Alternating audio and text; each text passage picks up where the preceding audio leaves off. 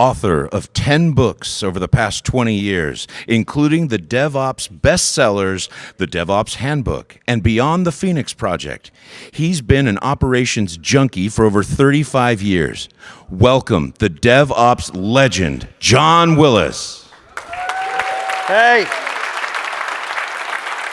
Thank you. I knew Sam when he was about this big, right? No.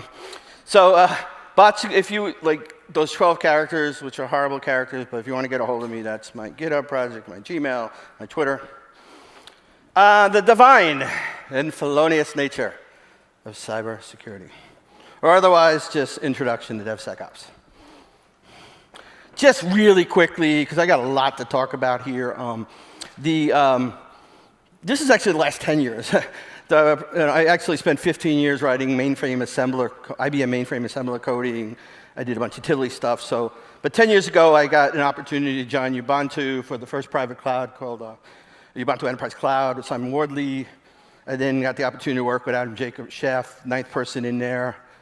I sold a company. I've done a lot of startups. I'm just going to give you a little bit about, who is this guy for people who don't know me.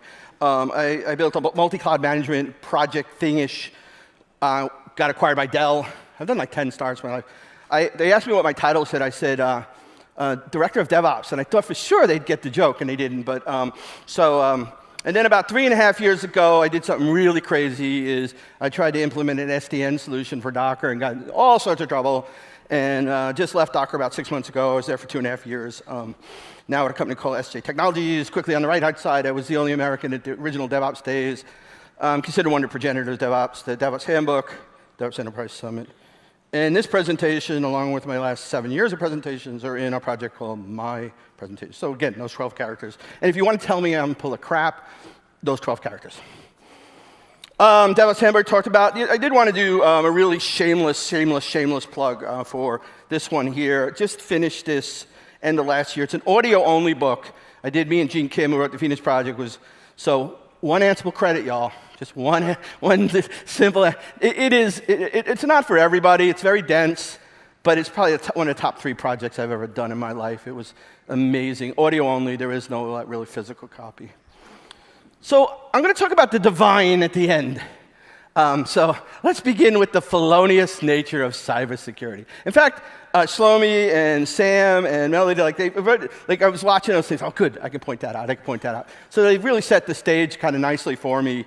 Mark Andreessen, software's eating the world, right? Right. And the abstractions are amazing. I mean, the things we can do now. I mean, Shlomi's right, Kubernetes 1. I knew that 2 years ago, even while I was at Docker. Maybe 3 years ago. But not just that. I mean, I know when the abstractions are hit. About 10 years, I called it the Cambrian explosion of IT, right? When a dope like me can actually run TensorFlow on a cloud and do things that really only people that were like at MIT 10 years ago could have done, right? And I'm teaching my 15-year-old kid to run TensorFlow stuff, right? And I'm not really that smart. I'm just in the right place at the right time quite often. The point is the abstractions are insane. And so if you look at it from a cyber perspective, all that code, if you want to look at it, the reward is the abstractions are amazing. The risk is those abstractions could be infecting our world and are infecting our world. So, we can argue in the numbers. I took 2 sources. One's the second year, something called the Software Supply Chain Report, which actually reports a lot out of Maven Central, and then just modulecounts.com, right? So let's run through the numbers. 1.5 million Java module downloads per week. Node, 5 million module nodes. This is just last week. I tuned this yesterday. In general, 31 billion modules are being downloaded a year.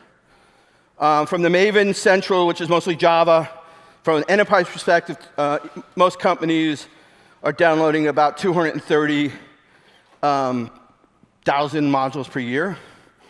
In general, we have a general idea that 8% have known vulnerabilities. And so that 31 billion, 8% of those, I failed math, so I'll let you guys figure it out. And then, in general, it's about $8 million to remediate a breach. Are you worried yet? Anybody have a happy face? No? You can smile. If that didn't scare you, take a second to grok this. Anybody know what this is? Nobody. Well, in your defense, it's only 2 days old. And these guys suck at names. It is DynaRoot. Otherwise known as CVE thing. But you know what this is? That -R basically is a command injection of basically every Red Hat distribution that's out there on every Red Hat platform in the DNS client. Like, take over your system. So, by the way, there are like 21-year-old kids that make $500,000 a year, wear hoodies, and never really actually put their pants on, sit around in their underwear all day, that knew about that before Red Hat. So my wife asks me quite often, John, how come you don't make any friends in the neighborhood? And I'm like, honey, none of them run open exposed default install Jenkins. So they don't want to go to Shodan and see, I'm like, hey, Bob, somebody's running a cloud instance on Amazon with an open Shodan of your, like, just to let you know. I know your startup's really important to you. In all defense, 100,000 of them are some Kazakhstan, so probably DevOps Borat's running those. But it's like 70,000 between Germany and the US. All right, so I talk about Jenkins, like friends don't let friends install default Jenkins. Repeat that with me, everybody. Friends don't let friends install default Jenkins. Now, this is not the NSA breach. So a couple of years ago, I did the NSA, Booz Allen breach, right? Like, I don't know the gory details, but the patterns are pretty popular. You're running Java in a Tomcat. You were lazy, so you're running some vulnerable struts, and somebody command injects you on some out-facing interface. Some 20-year-old kid without his pants on gets in and runs a Metasploit. He finds the unlocked down Jenkins in the one that's supposedly secure that nobody get to, and why would you care to lock it down? Then they go ahead and figure out how to get credentials on Amazon, and they're skipping through S3 buckets that the NSA forgot to delete. Just saying. By the way, the Equifax is not that dissimilar. Not yet. This is a little old. So there's a meta point that I want to drive. And it is that the way we think about cyber, of like brilliant people writing algorithms and these foreign actors just doing all this incredible stuff, like that's not how we're getting exploited. I mean, yes, in some cases, secrets of the deepest, darkest things that they are. But the general population, again, are these kids that are making $500,000 a year laughing at us. Because they don't care. I interviewed a kid that's a professional hacker. He'd never heard of Palo Alto. Doesn't care. Doesn't show up in his life. This was a Verizon DBI report. It's a little outdated, but like the point is so meta. 10 CVs in 2014 accounted for 97 exploits. Now, here's the thing they don't even say in there. If you take a second, and I won't waste a second of my presentation, 8 of those were 10 years old. So, all right, the abstractions are amazing. Software is infecting the world. And we suck at cyber. So, the Equifax. To the Equifax guards. All right, so here's the thing. I try to not think about counterfactuals, and I would have done this, and I would have done that, because that doesn't work, and it doesn't matter in complex systems. It's a ridiculous thing to think about anyway. But to use the Equifax story to look for hygiene and things, I think is useful. So the famous Equifax breach last year, 148 million records out. The industry discovered it on 3.6. It was announced on 3.9. The National Institute of Standard Technology, CVE, was basically on the 10th. And then you get some really funny Equifax things going on. In April, a quarterly patch from Oracle shows up. Again, I am going to make fun of Oracle, sorry. And it has the breach in it. Like a month after it's been announced, and there's a CVE created, just saying, we suck. Not just Oracle, we suck. Equifax patches it, but I get the sense if you read, I'll show you a document I read that gives really good insight. they didn't know why they were putting the patch on. Because they didn't even see, in their mind, the anomalies until July 29th. First mistake. They don't own any of it. And what do? They go hire an outside cyber agency to come in and investigate. Like, God, I would have saved you so much money. It was Jakarta and Struts too. Darn, I wish I was there. So they come in and, they're just firing and shooting with, MIT and Stanford mathematics. I think we got this bug here. All right? They basically announce it in September. So here's another reason why I have no friends. I read SEC documents like detective novels. So I'll take a sidebar. It has nothing to do with DevSecOps, but it does have a lot to do with DevOps. There's a famous company called Knight Capital. It was the second largest high-frequency trading company in the world. They lost like $400 million in like 40 minutes, and they were out of business in 24 hours because the sysadmin forgot to hit the one server out of an 8-cluster server. And it did old algorithm trading. So I'm looking, and so if you want to read a postmortem, it's like brilliant. Like they had to explain the whole thing.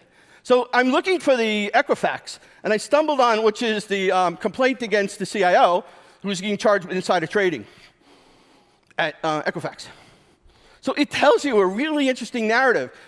As far as this complaint is concerned, it didn't look like he even found out about the initial anomalies, didn't seem to even sign off on bringing in these gazillion-dollar cyber experts. And when they got the report from the cyber experts, it was the first time that he realized it. And what does he do? Insider trading, right? But that report it tells you a lot of the hygiene that was going on there. Now contrast that to my good friends over at Fannie Mae. I've been working with the Fannie Mae people for a while. There's this brilliant woman there, Citra Lango. So we've talked about what happened there. So one of the things you have to realize, so we talk about DevOps, we talk about culture. Sam and Melody talked about it's a human problem. Like I'll go on for that. Yeah, it's a human. I was invited to a serverless conference earlier this year, the Keynote, and I'm like, my first slide is, it's not about the technology, stupid, right? This whole discussion about you don't need DevOps for serverless. Like, oh my God, please stop this nonsense. Anyway, when we talk about culture, one of the things I look for, probably the most successful company in the last maybe 7,500 years is Toyota. If you look at what Toyota did to General Motors, Ford, and Chrysler from about 1975 to 2000, maybe 1960, like they decimated them, they destroyed them. I won't waste your time, but like I've got presentations on like, this is absolutely industry decimation of the biggest kind. And Toyota had this one simple notion. It was called a true north. It was a pull system. It was single piece flow. And there's some great books on it. Mike Roth's Toyota Cod is probably the best. You'll get the sense of like everybody there knew this and understood this. So I look for companies like this. SpaceX is like that. There's a couple other ones. I have presentations about that. But Fannie Mae is like that. I've got to interview with their C-suite team.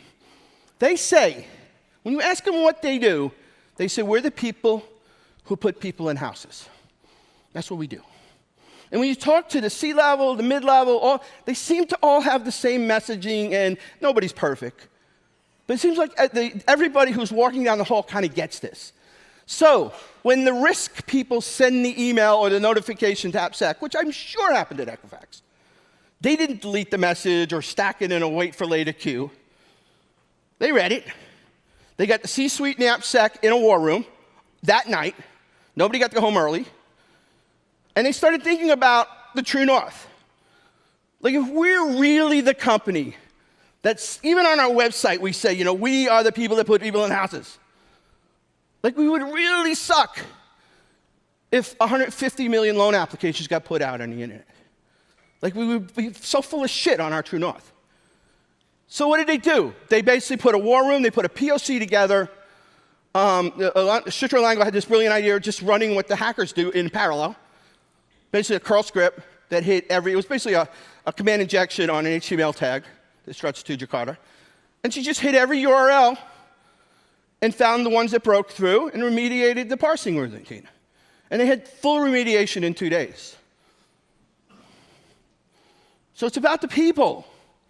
There was no vendors that they knew at 4 p.m. or 3 p.m. on the night they didn't like, hey, you know, and I'm sorry for Palo Alto because I use that one name for everything that is this perimeter-based billion-dollar solutions that you see at RSA convention centers. So I'm just gonna say Palo Alto, sorry, like I'm using you as the punching bag for everything.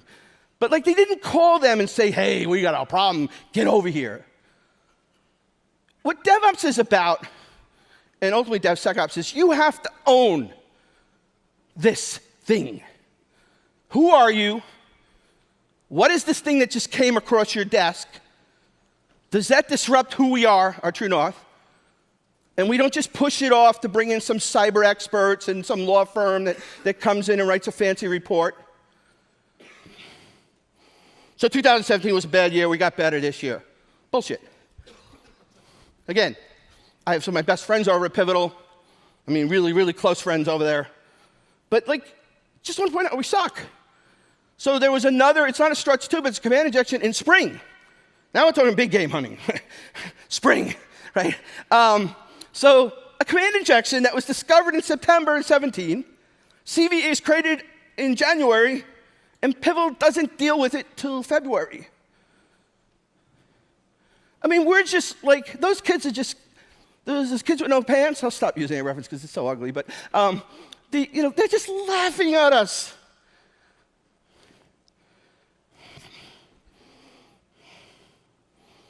So I will say this. You know, Martin Casado was inventor of NSX. He sold that to VMware with, I think, 0 paying customers for $1.2 billion. I want that job. And one of the things that he basically talked about after he got VMware, he said that like we need to think differently about like perimeter versus inner perimeter. We spend like 80% of our budget on perimeter-based, hold the fort down, stop the people from getting in. And his suggestion was the hypervisor in the endpoint, which is the VM. I'm like, yeah, thanks, Martin. But it really is the supply chain. Why are we here? It's how we deliver software. The Goldilocks zone is the way we deliver software. And we learned everything we need to know about security from what we've learned from DevOps. Traffic patterns have changed. Used to be 80% of traffic would actually go north-south. Now 80%, even more, goes east-west. So most of the activity is in the house, not coming in and out of the house. So let's reflect on DevOps. Because we can't learn DevSecOps without knowing DevOps. I've been on road like 10 cities in 10 days, so if I sound giddy, it's... So Werner Wargels is the CTO of Amazon. This is all the way back in 2006. Actually predates the coined term DevOps. He said, you build, you know, at Amazon, we don't throw software over the wall. You build it, you run it. And the truth is, that actually became a battle cry for DevOps. Melody talked about wearing pages. I mean, one of the earliest success stories in DevOps where developers wore pages, you build it, you run it. The key pattern that happened, I mean, there's a lot of great patterns in DevOps, but was that the people who did operations and QA built the meta, the automation, the policy, the guardrails into the system, the supply chain, so the developers could run it and build it. Right? That was the biggest takeaway, was a flip from throw it over the wall to somebody else to deal with it, for those people to actually come in and help smooth out a systems approach to delivering software. Along the way, you know, Damon Edwards, my co-host of DevOps Cafe, we kind of accidentally coined this loose taxonomy of culture, automation, measurement, sharing. You can't do anything without the culture. The DevOps Handbook and the Phoenix Project talk about the first way, second way, third way. First way, basically, is left to right. So we think, so Gene, myself, and Patrick actually kind of codified this before the Phoenix Project was done, like thinking about how can we codify DevOps in a way that makes sense very simply. And one is like we think about left to right, the pipeline, like how do we deliver. You know, what we've learned over the years that with the old kind of compromise of speed and resilience, like we've proven that's untrue. With the right culture, or generative culture, or behavior patterns, we can go fast and get more resilient. In fact, the faster we go, the more resilient we get. Second way is a right to left, which is amplify feedback loops. We'll talk a little more about that. Kind of shift left. And the third way is the human continuous learning. So you put those three together and you get this magical thing. How many people have heard of the concept of the end-on cord? A couple, right? It comes from Lean and Toyota. But the idea was that while in the Toyota plant, I'm going to sound like I'm just an asshole, but listen up now because this is an important point. In the Toyota plant, there was this rope. And anybody on the line could pull this rope ultimately and stop the line, the production line of cars. And here's the part to remember, and this is in Mike Roth's Toyota Kata book, that when the floor manager came to that person, the first thing they said was thank you. That was before they even knew what happened, right? And because they said, you gave us an opportunity to learn, right? There's a story of a plant in Toyota that would do 1,000 end-on cord pulls a shift. And at one point, a couple of months, they went down to 800. You know, Western culture, like, yes, 200 defects per shift. No. War room, everybody in, we're in trouble. We're learning 200 times less a shift. We're going to tighten our tolerance. One last story, and this one will drive the next couple of slides. There's another story about a plant that was producing a Toyota plant was 2,200 cars a day. 2,200 cars a day. So an analyst interviewing the plant manager said, how do you produce 2,200 cars a day? Like, it's real simple, bud. We pull the end-on cord 5,000 times a day. So that's what we do. This is the 2006 pipeline from Wikipedia, from Jez Humble, Pez Humble, Rich Reed, and Dan North in their Agile presentation. Like, these are end-on cord pulls. That's what we do. We break the build. Check in, gate, end-on cord, go back, gate, end-on cord, go back. And over time, we create resilience, which creates speed. Again, lots of presentations. Nicole Fordrum, I'll just watch any of our presentations. Science, sciencing the shit out of DevOps, right? So we see this, and this is a pattern. You know, we're basically at a JFrog conference. Like the big part of this pipeline is what they deliver for us. They're kind of the glue of how we think about, the first presentation about the supply chain and all this. It's a Goldilocks zone. Like, let's get it. A lot of software happening. Great, but could be bad. So, like, if I was 20 years younger, I'd go to Sam and I'd say, and I didn't have a really nice house in the hills of North Georgia and a beautiful pool and a boat, and could afford to live out here, I'd go to Sam and I'd beg him to come work for him at Google. Because ultimately, I think I'm an infrastructure anthropologist. I think Google is the coolest experiment that's happening anywhere on this earth, from an infrastructure-wise. And like, this is Melody's presentation for last year's swampUP, right? But this is the number that gets me woken up in the morning. 150 million automated tests a day. And so here's the thing, right? That's that Toyota plant. That's 150 million end-on cords being pulled a day. So in summary, when we talk about DevOps, right, there was the Agile movement, which basically, I'm an ops junkie, right? So it was like, hey, I didn't get the memo. We're still on waterfall, right? And then what DevOps was really about was aligning kind of Agile with the last mile, which is how do we create synergies between Dev and Ops and actually get the fulfillment of delivery, seamless delivery, small batch, all the things. But here's the thing. While all of us, myself included, are patting ourselves on the back about how awesome we are in DevOps, security, goddammit, we forgot. That's been staged. I've done that before, but it's true. I mean, I'm part of it. It wasn't until last year I'm like, holy crap. We did it for operations, we did it for QA, and then we're sitting here patting ourselves on the back, and we didn't do it for security. So welcome, DevSecOps.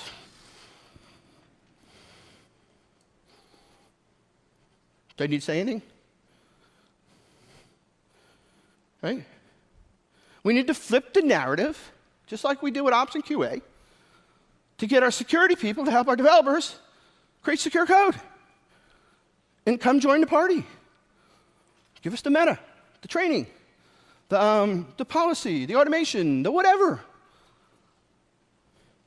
But at the end of the day, it is the service owner that is going to be responsible for what shows up out there. You can't put a blind eye and say, well, The Equifax problem, in fact, that is what the CEO said. Oh, it was a security person. He literally got on CNN and blamed the security person. I mean, he clearly has not read anything about systems thinking. Anybody know what this is? A bug. Oh, who's that? Where is this? Who is that? I'm going to punch your nose. Yeah, it's a bug. It's actually the ultimate real bug. It's a moth from Grace Hopper, and it's the logwork. I was actually at JWAC many years ago, and I actually got to see this before it got sent to the Smithsonian Institute. Why is it there? Because a bug is a bug is a bug. There aren't like security bugs and software bugs. They're bugs. So if you find that you're at least security bugs in some other system and you're using Jira for everything else, you need to go back and fix that. Right? You need the developers to own, I don't know, developers, the service owners, whatever way works for you. But security can't be something else in an organizational structure. I mean, probably the root cause of, the root cause is a bad term, the ultimate difference between Fannie Mae and Equifax might have been how the organization thought about application security. Because they probably, I can't imagine they didn't have risk people. I can't imagine they didn't pay somebody a ton of money to notify them of that vulnerability on March 9th. The question was, how come it didn't get across over to this other team? So what I suggest, quite simply, and not me, it was suggested this morning, and it's been suggested over and over, from security, is we just supply the and-on card pulls for security things. Not that hard. So, one of the things I love doing is visiting companies, just visiting. I mean, if you want me to visit your company, I'll come for a day. Like, it's a trade. I'll do an executive briefing, lunch and learn, but the trade-off is I get to spend time with your teams. When I was a Docker, no disrespect, I was a Docker, like, every time I talked about doing it, I had to bring a sales rep with me, and, like, that's not the gig. Like, if I bring a sales rep with me, like, it changes the dynamics of why I want to go. So 6 months ago, I've got to go back out and do this, like, amazing thing. I visited almost 20 companies in 6 months. And I love it. Like, it's brilliant, right? Like, but here's the thing. Like, so, John, can you come look at our DevOps? You know, like, I really want to show you. And so imagine I show up this company, and they're like, yeah, we got these incredible plugins in Eclipse. Version control? What idiot would use that? Build system? Our developers hate it because it keeps showing red messages, and they don't like that. But we do kick-ass stuff with Selenium. We got a Kubernetes Selenium cluster that, like, blows it out. Right? Or you get it. Like, I'd be like, yeah, you kind of suck. Like, that shift left thing, it ain't working so well. Right? And this isn't a recommendation. This is just the easiest icons I could pull. Just all the buckets. Yeah, I mean, really. Like, I'm not going to spend a whole lot of time, right? But the point is, like, the notion of what we think about DevOps is the supply chain, is shift left. We cover all our bases. We treat, just like a car, we got, the tires, the brakes, the whatever. But today, like, we have this kind of disconnect between DevOps and security. A lot of people give me a hard time for kind of promoting DevSecOps for various reasons.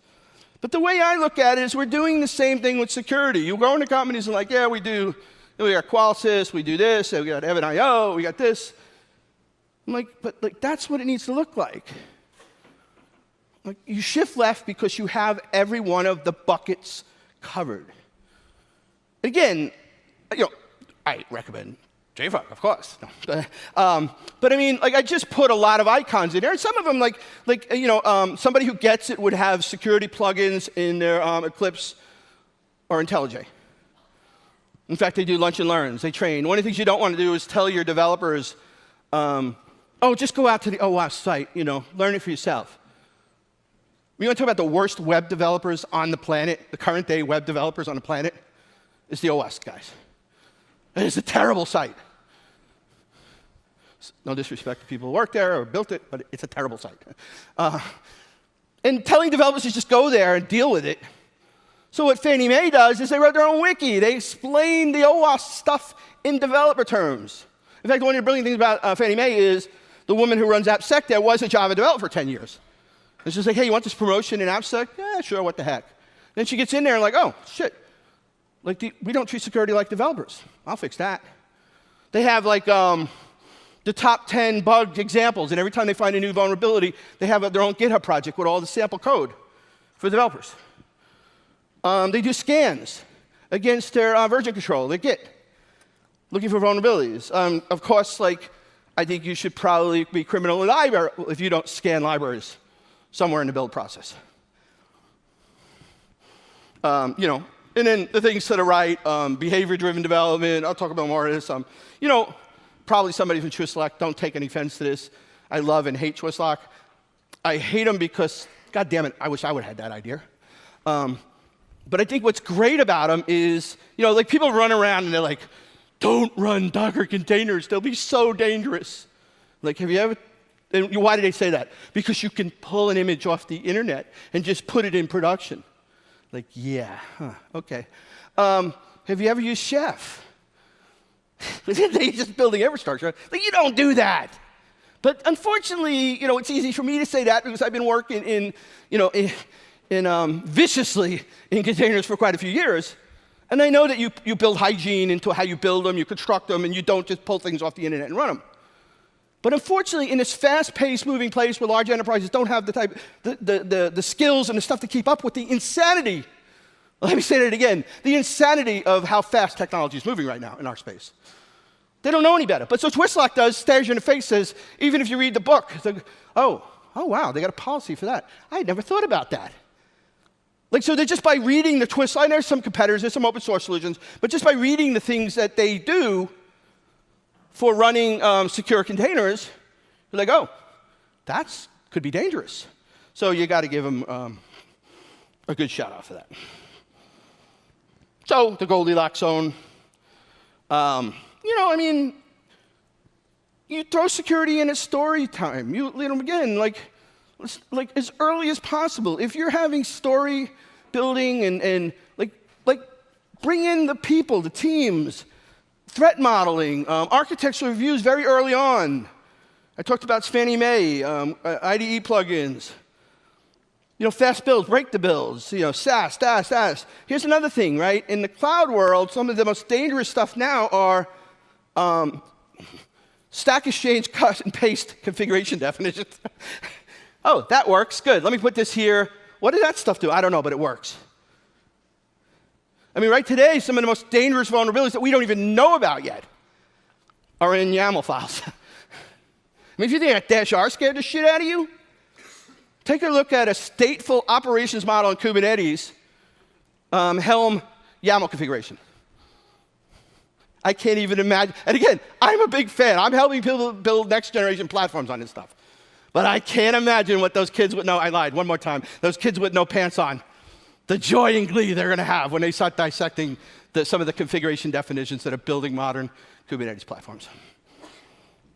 All the things. So in the handbook, we have a chapter on this, just some things that you should be aware of. Train developers to build secure code. Track issues. Same way, they're issues. The bug is a bug. Security built in. Security is code, whatever. I mean, there's some beautiful ways to run immutable infrastructure today that, like, I've done presentations where I'll stand up, and I'm not a white hat security person, but I'll tell you, I can build a container image that is far more resilient than any VM you can build. So it's just the opposite. In fact, that's why the Department of Defense got into containers and Docker so early, because they knew early it was vulnerable, but they knew where it was going to wind up. You can read the rest. It's in the book. Oh, injecting failure, right? All right, so what's the next stage? Chaos Monkey, there's already products. There's already a lot of projects out there about injecting security. Oh, one of my biggest heroes in this game of DevSecOps, Chanelise over at Intuit. She runs a 40-person red team over there. 40-person red team. So they can do things that most of us can't do. But my God, if you want to learn from the best of the best of the best, go watch videos from Shannon. And one of the things I love about her, so we were at RSA earlier this year, and she was talking about asking everybody, what's your best metric for security? Some people put time to remediate, defend density for 7172 securities. And she's like, wrong. It's knowing your adversaries. So now she spends a lot of time, she uses a lot of product to aggregate, but she's learned who her adversaries are, who they are. And she can identify them. And the red ones are the worst. In fact, the red ones, the baddest of bad today, you know what they're doing? They're hiding crypto mining in your Jenkins tasks and selling them, right? I just heard that the other day, right? Like, they are really good. So she says adversary retention or return rate. You know, it's like the robber goes to the warehouse, got an attack dog, you got a security alarm system, gates, next house, no dog, no alarms, doors unlocked. So if they're coming, and they will come, when they come, do they leave pretty quick? Like if they come and they're sticking around for a week or 2 weeks, right, they're finding open doors. If they're coming and they're like leaving after like 15 minutes once a month, this is just econometrics. If you don't think the bad guys are really bad and like helpful, like you want to see DevOps? Like DevOps is like glorious in the dark web. They share stories, they collaborate. They share architectural design and breakpoints of your applications. These guys are so nice that they actually can analyze every IPv4 address in less than 5 minutes and tell you where this showed in or struts to, and even nicer, put a crypto miner in there for you. Like, aren't they so awesome, those? The bad guys are really, and by the way, they use cloud, they use like all the tools we've got. So finally, the divine, which I promised. So Melanie said it's about people, and I say this all the time. It is really about, it's a human, DevOps is a human, it's turning human capital into high-performance organization capital. Drop the mic. That's what DevOps is. And the truth is we shouldn't even have to have a word DevSecOps. We should just be able to call it DevOps. But unfortunately, sometimes we have to use marketing gimmicks to get people off their asses.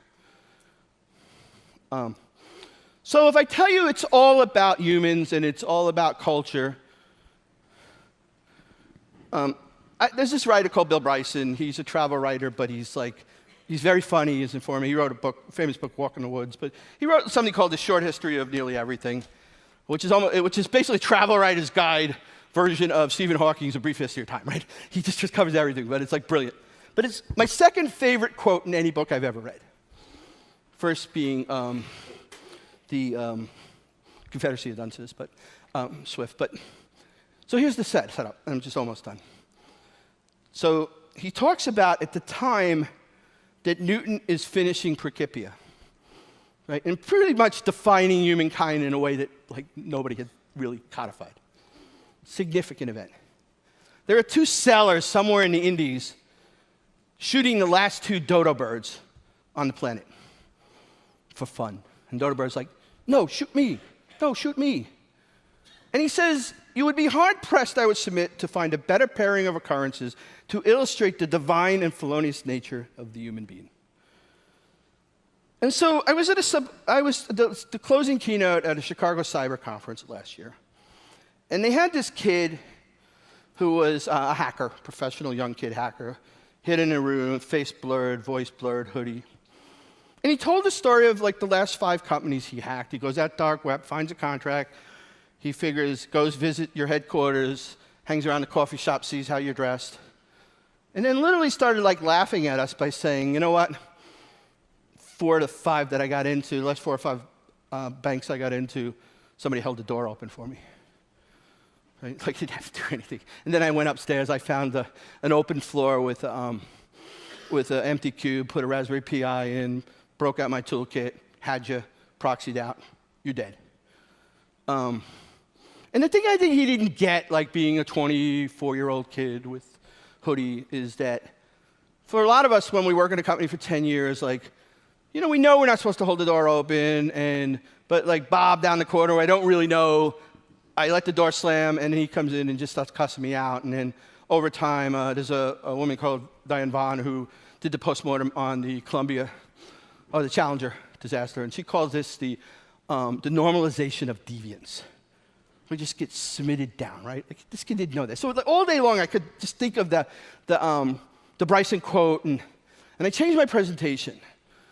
And although like the disconnect between the Felonious and divine in cyber is not as bad as extincting a species.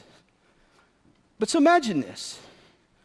Imagine you want to see the glorious win that is all human, no technology. Susie is holding 4 boxes. She's pregnant. It's raining. It's cold. She's 3 paces behind you. You let the door close. Now you wait to help out to carry the boxes when she gets through. And when she gets through, you're saying, oh, I'm just going to get so yelled at. And she comes up to you and says, I want to thank you for making us a safer organization. Just like the Toyota floor manager that told the line, for stopping the line. Anyway, thank you so much for listening to me spout out for 40 minutes.